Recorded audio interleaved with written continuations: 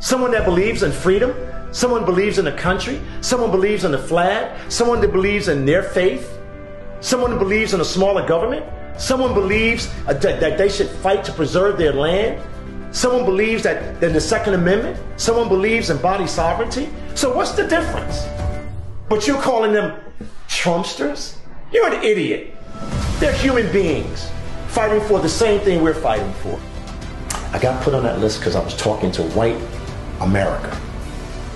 I was on their farms, I was in their towns, and I was talking about unifying us as opposed to separating us. And I was everywhere. It's the biggest threat to the establishment. I was everywhere. Wow. So they had to put me down. But see, I know how they do it, because they did it during the 60s, COINTELPRO. We can't compromise anything that takes our body sovereignty away from us. We can't accept any compromise when it comes to who we are as human beings and our connectedness to something greater than ourselves. We can't compromise with the government that we fund, the government that we organize. There is no negotiating with the devil. They already proved to us how they have captured every agency that really was working against us for decades anyway. That's why we're the sickest people in the world. And we not just fight, not just win, but we work every day to get to that level of consciousness that is available to us. Things get better. And I think things are getting better. The new earth, the new planet, the new world is right there in front of us. If you'd asked me that question 2 years ago, I might say we're doomed, but not anymore. I don't believe it. I mean, speaking to 10 people can touch millions of people. So what do you think speaking to millions of people does? Because you don't know that butterfly effect, you don't know that chain reaction, and you don't have to know. Harriet Tubman, Seeking Freedom, Ida B. Wells, True Seeker, Nelson Mandela, Muhammad Ali. It was about his right to be a sovereign human being. These people now are not my heroes. These people don't even understand what those people went through. Being in Riverside Church in the 60s, and Martin Luther King walks to the podium knowing that what he's going to say is going to disrupt the establishment.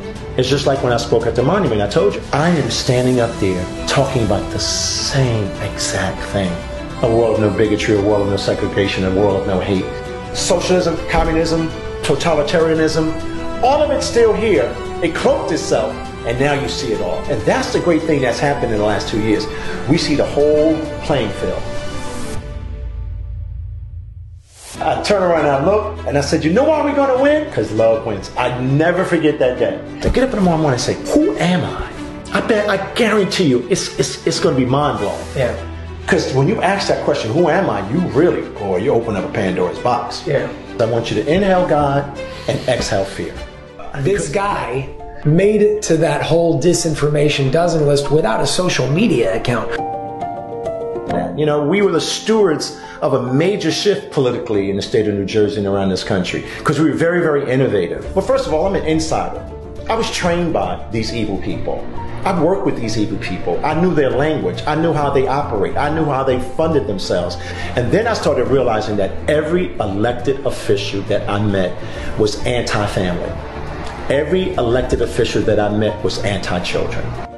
Because their politics was not their politics. Their politics was controlled by someone else. And they were actually operationalizing themselves against their own people. We have become a soulless society. We have become heartless. We've lost our spirituality. We have lost our spirituality. And now they're watering down the overall fight to save humanity. And this fight is a long battle. And all of these personalities, they're losing the spiritual understanding of what we're going through. This is spiritual warfare. This is deep soul work. The primary focus is to protect the child. Because if the child is protected, the earth continues. If the child is protected, the sun keeps rising. If the child is protected, we have a future. And they are attempting to destroy the child, the very essence of what a child is for this world.